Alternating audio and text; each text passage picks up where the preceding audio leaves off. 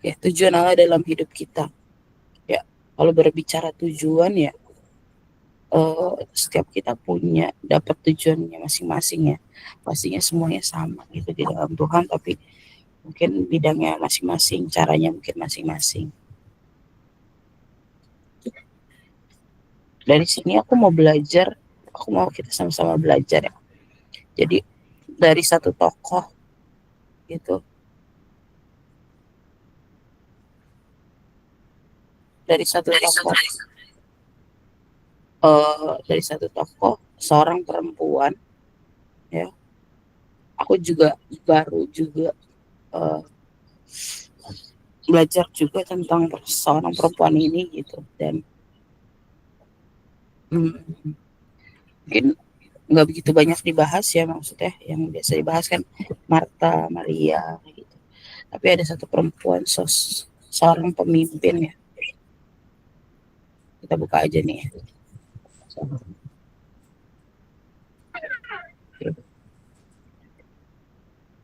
Deborah gitu. Dalam Hakim-Hakim 4 ayat 1 sampai 24. Kita baca ya. Sedikit sih, cuma 24 ayat.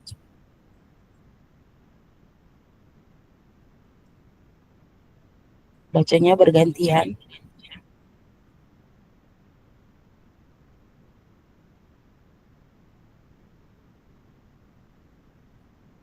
Jadi bacanya dari ayat 1 aku, ayat 2 Siska, ayat 3 Mumu, Pupu, Cynthia, Lydia, Yudita, terus balik lagi. Ya, ya kita baca Hakim 4 ayat. Deborah dan Barak. Setelah Ehud mati, orang Israel melakukan pula apa yang jahat di mata Tuhan. Itu ayat 2.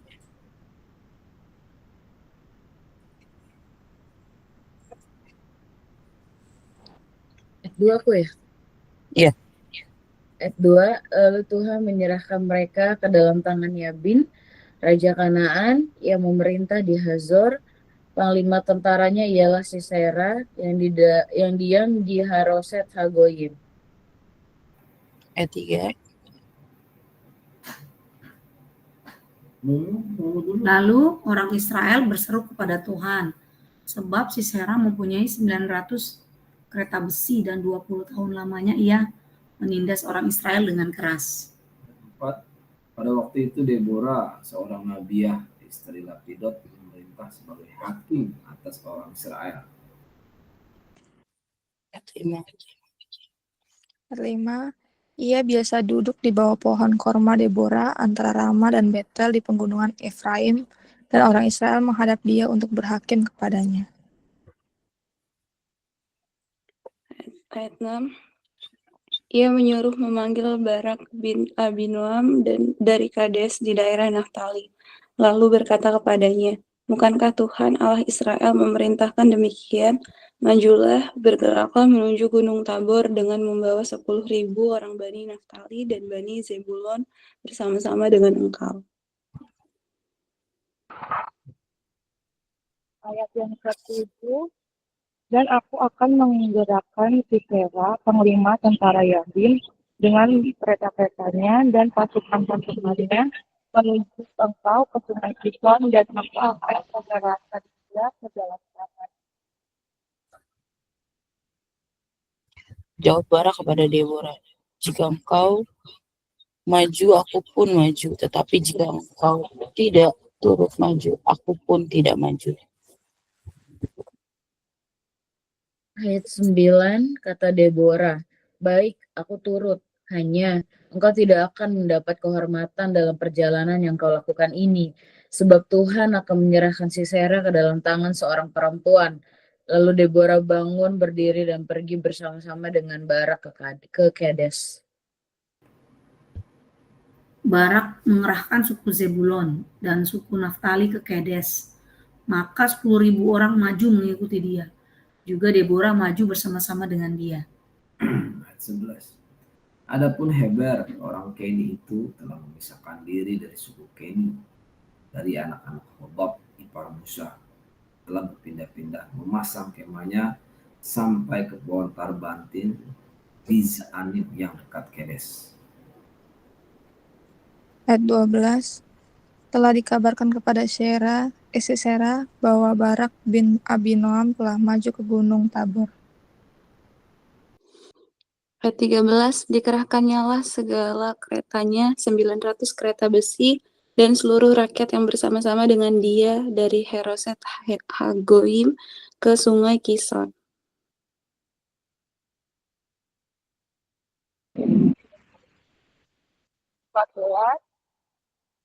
Lalu berkatalah Deborah kepada Barak, bersiaplah, sebab inilah hari Tuhan menyerahkan Sisera ke dalam tanganmu. Jika Tuhan telah maju di depan kita, lalu turunlah Barak dari gunung Tabor.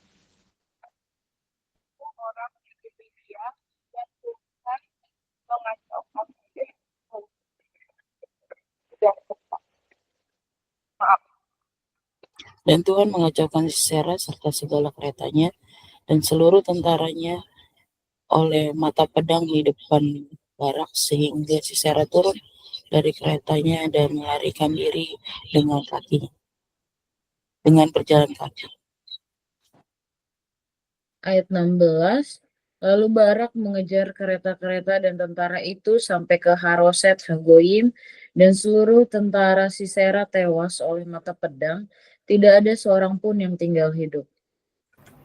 Tetapi Sisera dengan berjalan kaki melarikan diri ke kemah Yael, istri Heber, orang Keni itu. Sebab ada perhubungan baik antara Yabin, Raja Hazor dengan keluarga Heber, orang Keni itu. Selanjutnya ayat 18. Yael itu pun keluar mendapatkan Sisera dan berkata kepadanya, "Singgahlah tuanku, silakan masuk, jangan takut." Lalu singgahlah ia ke dalam kemah perempuan itu, dan perempuan itu menutupi dia dengan selimut. Ayat 19. Kemudian berkatalah ia kepada perempuan itu, berilah kiranya aku minum air sedikit, aku haus. Lalu perempuan itu membuka kirbat susu, diberinyalah dia minum dan diselimutinya pula. Ayat 20, lagi katanya kepada perempuan itu, berdirilah di depan pintu kemah, dan apabila ada orang datang dan bertanya kepadamu, ada orang di sini, maka jawablah, tidak ada. Ayat yang ke-21, tetapi Yael, istri Heber, mengambil patok kemah, diambilnya pula lalu mendekatinya diam-diam, lalu dilantakkannya lah patok itu masuk ke dalam pelututnya sampai ke pusatnya. Sebab dia telah tidur minyak karena lelahnya, maka matilah orang itu. Pada waktu itu muncullah Barak yang mengejar Sisera, keluarlah Yael mendapatkan dia dan berkata kepadanya, "Mari, aku akan menunjukkan kepadamu orang yang kau cari itu." Lalu masuklah Barak ke dalam, dan tampaklah Sisera mati tergeletak dengan patok dalam pelipisnya. Ayat 23, demikianlah Allah pada hari itu menundukkan Yabin, Raja Kanaan, di depan orang Israel. 24, dan kekuasaan orang Israel kian keras menekan Yabin, Raja Kanaan, sampai mereka melenyapkan Yabin, Raja Kanaan itu. Amin. Ya, belajar dari seorang Deborah ya. Kalau waktu aku baca, baru banget aku baca tentang Deborah. Dulu kan kalau baca cuma kayak sekilas. Ternyata kita lihat siapakah Deborah itu ya? Siapakah Deborah?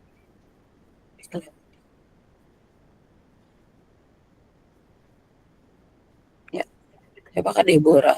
Di ayat 4 yaitu Nabiah. Nabiah tuh yang dipakai Tuhan untuk menyampaikan firman-Nya.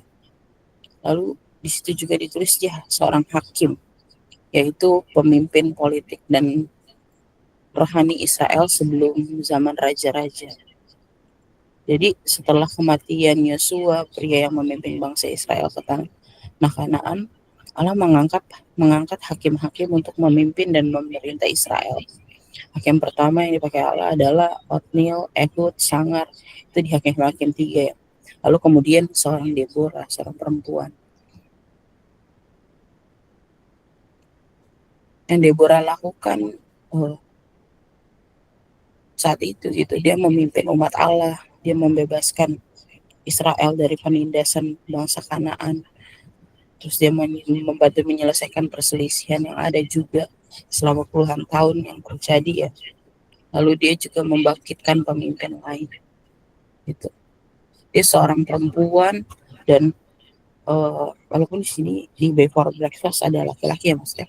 Aku belajar dari seorang Deborah. Kita mau belajar dari seorang Deborah juga yang seorang perempuan yang dipakai Tuhan.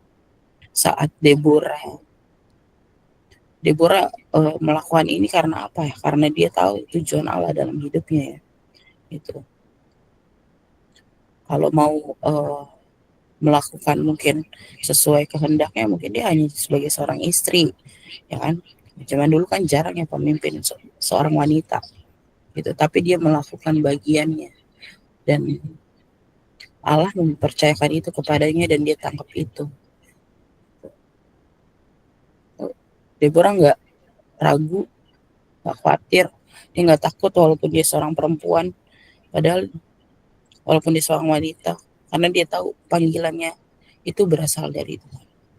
Jadi saat hidup kita tahu nih panggilan kita berasal dari Tuhan, kita tahu tujuan Allah dalam hidup kita, harusnya kita kayak Deborah, kita nggak ragu, kita nggak khawatir, kita nggak takut. Gimana ya Tuhan ya gitu ya. Hidup dalam Tuhan nggak mudah kan, tapi ya pastinya Tuhan terus sertai kita kan. Sama kayak seorang Deborah, kalau kita baca di ayat-ayat di pasal-pasal selanjutnya ya, seorang perempuan gitu dia memimpin bangsa gitu ya. Bahkan tadi ada yang namanya Barak ya. Si Barak aja tuh bilang kalau Deborah mau maju istilahnya dia ikut maju, tapi kalau Deborah enggak, dia nggak akan. Sebagaimana Tuhan pakai seorang Deborah di dalam tujuannya Allah ya. Dia berjalan di dalam tujuannya Allah, dia nggak takut, dia nggak gentar. Gitu. Aku ngebayangin sih kalau zaman dulu ya perang tuh kayak gimana ya. Kita aja kalau di dalam suasana chaos gitu ya, tawuran lah di sini. Itu rasanya kan juga takut gitu. Apalagi kalau di Kemayoran ini kan sering ya tawuran kalau bulan puasa ya. Itu aja ngelihatnya tuh takut gitu. Kalau subuh-subuh udah bilang ada tawuran gitu kan. Itu kita takut gimana suasananya perang gitu ya. Gitu. Tapi Deborah nggak takut, dia nggak khawatir, dia nggak gentar, dia tetap maju terus. Oke, kita bahas tentang Deborah. Lalu tujuan Allah dalam hidup kita. Kalau sebelum-sebelumnya kan udah dibahas juga ya sama Momo. Tujuan Allah dalam hidup kita apa sih sebenarnya tujuan intinya gitu ya. Kalau waktu Momo bilang tujuan umumnya gitu kan. Ya, di Efesus 2 ayat 10, karena kita ini buatan Allah diciptakan dalam Kristus Yesus untuk melakukan pekerjaan baik yang dipersiapkan Allah sebelumnya. Ia mau supaya kita hidup di dalamnya. Jadi tujuan Allah mungkin dalam hidup kita beda-beda gitu jalannya, caranya beda-beda. Tapi ujungnya tuh harus untuk melakukan pekerjaan baik tujuannya. Pekerjaan baik di dalam Allah gitu ya. Jadi sama kayak Deborah. Deborah melakukan itu untuk apa? Pekerjaan baik. Pastinya yang Tuhan taruh di dalam perjalanan hidupnya ya. Dia melakukan apa yang menjadi panggilannya gitu. Susah pastinya untuk kita berkeputusan untuk mengambil untuk kita tetap ada di dalam tujuannya Allah. Itu nggak mudah ya. Dimana juga kalau diaplikasikan di dalam zaman sekarang tantangannya sangat berat. Kayaknya tawaran dunia lebih mengenakan terlihat lebih mengenakan dibanding kita ada di dalam Tuhan gitu. Dibanding kita harus melakukan apa yang Tuhan mau, apa yang firman Tuhan tulis gitu. Di dalam dunia pekerjaan aja gitu, kalau aku ngerasa kalau mungkin kalau aku nggak berpegang sama firman Tuhan, mungkin aku kan lebih banyak uang gitu. Itu pikiran-pikiran ini aja, pikiran-pikiran yang sedikit-sedikit melenceng gitu, gitu kan. Kan kadang ada keinginan lah terbesit, pengen kaya kan pasti ya, gitu. Pengen banget nih kaya nih gitu kan.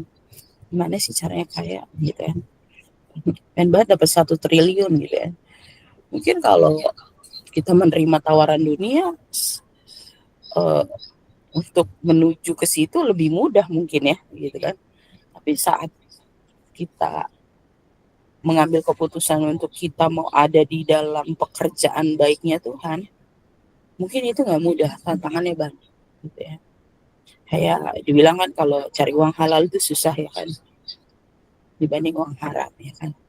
Ya itu tujuan Allah dalam hidup kita. Mungkin ini kita juga tahu lah pekerjaan baiknya Allah tuh apa sih, yang umum ya, udah pernah bahas juga kemarin ya, di Matius 28 ayat 19 sampai 20.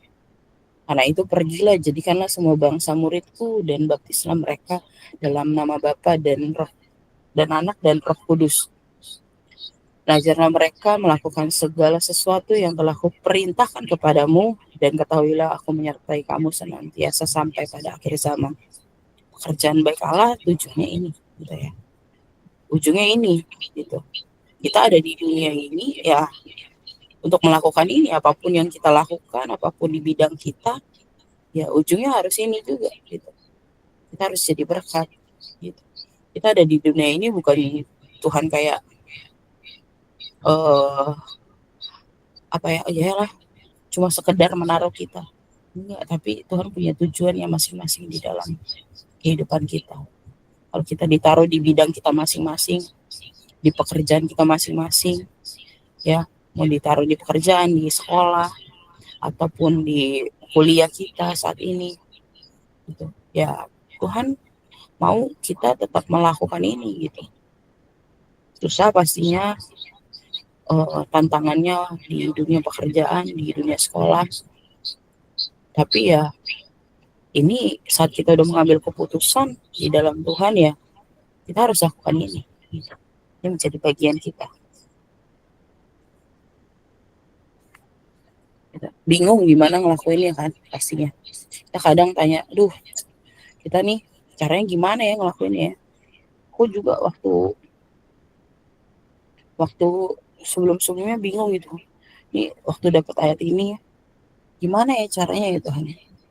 Gitu. Terus siapa gitu jiwa-jiwa yang mau dilayani gitu kan. Gimana gitu kan. Aku bukan orang yang, kan ada orang tipe yang dia tuh terjun ke jalanan ya.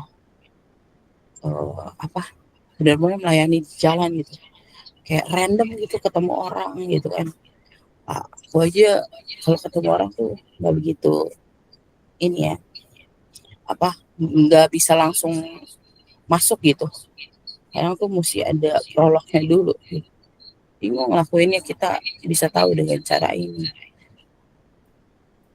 Kualitas hubungan kita dengan Allah. Jadi kita harus punya hubungan yang berkualitas dengan Allah. Kita harus bangun hubungan yang intim dengan Tuhan. Supaya kita tahu, kita akan tahu kalau kita dekat. Kita nggak tahu nih caranya gimana. Kita akan tahu saat kita dekat. Kita akan dibuatnya mengerti. Kita akan disertainya saat melakukannya. Jadi sedikit saksian ya. Hari-hari ini tuh aku tuh suka tanya-tanya gitu, Tuhan, aku tuh kenapa ya dikasih pelayanannya tuh kebanyakan di anak-anak remaja gitu, di teens gitu. Waktu flashback tiba-tiba ada yang ngomong gini, waktu ngobrol-ngobrol sama temen aku bilang, ya mungkin karena masa-masa struggle, yang paling struggle-nya di aku tuh waktu itu adalah di masa remaja. Atau aku flashback lagi, iya ya, ternyata tuh aku waktu start kelas 1 SMP itu aku bandel banget memang. Di situ masa-masa struggle aku. Terus kalau orang bilang tuh aku tuh nakalnya akselerasi duluan gitu. Jadi start 1 SMP gitu. Kan kalau orang tuh kebanyakan ya dia akan mulai mencoba-coba lebih berani lagi kan di SMA ya. Tapi pertobatan aku tuh di SMA waktu itu gitu. Start 1 SMP. Segala kenakalan aku coba gitu ya. Gitu. Hampir semuanya aku cobain gitu ya. Dari yang di sekolah, di luar ya. Itu udah aku cobain gitu maksudnya. Di-explore semuanya gitu ya. Bahkan aku ingat ya, aku pernah ini bukan menggarami, aku pernah mengajak gitu teman-teman aku untuk berbuat hal yang tidak baik gitu. Salah satunya ya membawa minuman keras ya di dalam tumbler supaya bisa masuk ke sekolah kan. Jadi kalau istirahat tuh jam istirahat aku bisa makan di kantin sambil minum itu karena kan kalau di tumbler kan nggak diperiksa kan gitu. Terus saat kita punya hubungan yang berkualitas dengan Tuhan, kita akan tahu nih step by stepnya kita akan kemana gitu. Dan aku bilang gitu sama Tuhan, Tuhan aku tuh nggak pandai berbicara, aku nggak punya public speaking yang bagus, bahkan aku tuh bilang Tuhan aku tuh kalau pertama-tama kayak gini nih dari semalam tuh aku udah sakit perut gitu ya, kayak waktu aku disuruh sharing pun di komunitas pun atau di mana gitu, pasti tuh sebelumnya tuh ada aja gitu yang terjadi gitu, kayak dari tadi malam tuh aku bolak-balik kamar mandi padahal aku biasanya paling kalau kamar mandi sekali ya karena minum banyak gitu kan tengah malam pas mau tidur. Ini tuh dari tadi tuh apalagi mendekati ya jam 5, 10 menit sekali kali aku tuh ke kamar mandi udah. Dan aku tuh nggak pandai juga, aku tuh bukan orang yang mudah mengerti juga gitu. Ya ternyata kita cukup dekat aja teman-teman sama Tuhan untuk kita tahu kita akan kemana, kita akan melakukannya gimana gitu. Ya kalau kita nggak dekat terus minta Tuhan nih tujuannya Tuhan mana sih buat hidup aku gitu kan, caranya gimana sih gitu kan ngelakuinnya, ya gimana mau tahu kalau kita nggak dekat. Kayak setiap kita punya kedekatan mungkin ya masing-masing ya, kita udah tahu nih caranya untuk kita ngelakuinnya. Jadi sebenarnya intinya saat kita minta gitu Tuhan bukain kita mau melakukan apa ya, nggak ada yang kata terlambat untuk kita bangun hubungan dengan Allah yang berkualitas. Karena aku percaya sih napas ini akan dipakai Tuhan lebih lagi ya, dan dengan caranya Tuhan ya gitu kan. Waktu aku juga ceritain tentang napas ini gitu, mereka juga kaget ya, dari teman tongkrongan akhirnya bisa kita sama-sama punya wadah untuk berdoa bareng, bahas firman, bahkan yang lebih amazed lagi saat kita nongkrong aja kita masih update hidup, kita masih pokoknya obrolannya tuh kalau gak jauh-jauh lah dari tentang firman gitu, tentang update hidup kita lagi jatuh kah ataukah kita lagi on fire banget kah gitu, terus gimana kita saling supportnya gitu ya gitu. Dan maksudnya dengan respon mereka aja saat denger ini kok bisa ya katanya gitu ya, yang tadinya cuma teman tongkrongan ngopi kerjanya bahas kita mau ngopi di mana gitu kan, kita mau nongkrong di mana, sekarang yang kita omongin ya nongkrongnya nggak hilang mungkin ya, tapi setiap itu kita ada sesuatu yang kita bahas yaitu jiwa gitu, kita ngelakuin tujuannya Allah teman-teman gitu, pasti Tuhan sertai kita lah saat kita mau melakukan ini gitu. Hidup dalam tujuan Allah ya, saat kita udah tahu nih tujuan Tuhan gimana dalam hidup kita, dan kita udah tahu nih caranya gitu, dan Tuhan kasih jalannya di mana. Jadi hidup dalam tujuan Allah itu satu, fokus melakukannya, nggak tawar menawar cara melakukannya, ikutin aja fokus sama caranya Tuhan, step by step gitu. Jadi saat kita fokus, kita akan maksimal melakukannya. Lalu yang kedua, komitmen. Dalam melakukan tujuannya Allah tuh kita butuh komitmen. Dalam melakukan panggilannya kita butuh komitmen menjalankannya. Karena melakukan tujuan Allah bukan sebuah permainan ya, tetapi sebuah jalan hidup. Jadi bukan main-main. Saat kita udah tahu nih apa yang Tuhan mau lakuin dalam hidup kita tahu panggilan kita jangan main-main gitu sama komitmen. Kalau mungkin di dalam perjalanannya mungkin up and down, tapi kita tahu kita nggak boleh tinggalin jalan itu, kita nggak boleh lepas gitu dari koridornya Tuhan gitu. Lalu yang ketiga, konsisten melakukannya sehingga akhirnya bisa menghasilkan buah atau berdampak bagi orang lain, dan orang lain harus merasakan buahnya gitu. Kalau orang lain nggak ngerasain buahnya, apa yang kita lakuin sebenarnya kan. Jadi sama seperti Deborah pada Barak ya, yang tadi aku bilang, Deborah saat Barak bilang kalau kamu maju aku ikut maju, saat kalau kamu nggak maju aku nggak akan maju gitu ya. Berarti Barak sebegitu percayanya sama Deborah ya kan. Baik, saat kita konsisten melakukan sesuatu, saat kita konsisten melakukan kebenaran firman Tuhan, konsisten berada di dalam panggilannya Tuhan, nggak bisa dipungkiri orang-orang sekitar kita akan merasakan buahnya. Orang-orang di sekitar kita merasakan perubahan dalam hidup kita dan berdampak gitu. Mereka bisa mengambil berkat dari situ gitu. Jadi yuk kita mau fokus, komitmen, konsisten di dalam melakukan tujuannya Allah. Ya gak mudah pastinya, hari-hari ini gak mudah gitu, jalannya mungkin berat ya, mungkin rasanya aduh Tuhan kenapa ya sebegitu beratnya gitu ya, tantangannya banyak, prosesnya banyak, tapi kita percaya kita menuju jalan yang benar, kita berpegang kepada yang benar. Hidup bukan cuma tentang kita ya, tapi Tuhan punya tujuannya masing-masing kepada kita, untuk kita jadi berkat untuk orang sekitar. Lewat bidang kita masing-masing, yuk kita mau sama-sama maksimal di dalam panggilan kita.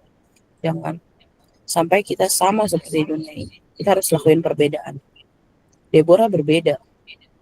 Dia melakukan kehendaknya Allah. Seorang perempuan jadi pemimpin sebuah bangsa gitu ya. Kita juga mau nih, saat kita melakukan yang maksimal di dalam panggilannya, kita akan berbeda teman-teman sama dunia ini. Mungkin kita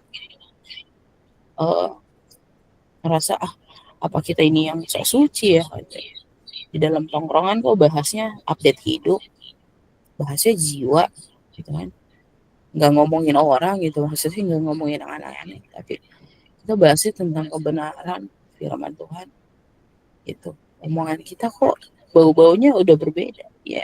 Memang kalau kita sama seperti dunia ini, yang harusnya kita dipertanyakan, kita harus lakukan perbedaan supaya kita bisa jadi berkat ya. Ini udah mau closing statement, aku nggak begitu panjang. Berjalan dalam tujuan Allah nggak mudah, tapi ingat, berjalan tanpa tujuan Allah dalam hidup kita lebih tidak mudah teman-teman. Jadi tangkap tujuannya Allah di dalam kita, minta sama Tuhan caranya gimana Tuhan, jalannya gimana gitu ya.